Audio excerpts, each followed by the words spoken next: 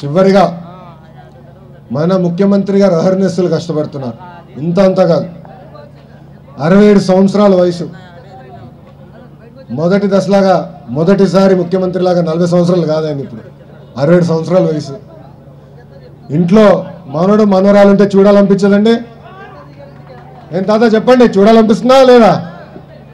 మా అవ్వ చెప్పండి, చూడాలనిపిస్తుందా లేదా? కానీ అలాంటిది ఆయన అమరావతి, మనోడు హైదరాబాద్లో.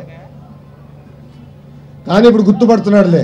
ఇప్పుడు 2 సంవత్సరాల వయసు వచ్చింది, పేపర్లో చూస్తాడు తాతయ్య అంటాడు. ఇప్పుడు చూసినాడు, ఓకే ఇది తాతయ్యని గుర్తుపడుతున్నాడు.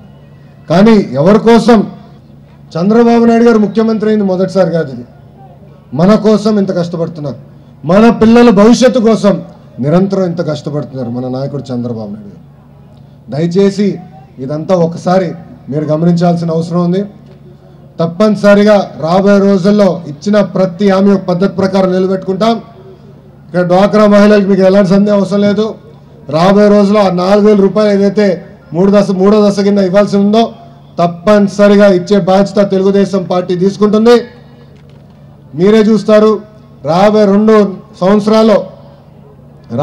సంవత్సరాలు మన పల్లెటూర్లన్నీ ఒక పద్ధతి ప్రకారం అభివృద్ధి చేస్తామని హామీ ఇస్తూ నేను సెలవు తీసుకుంటున్నాను.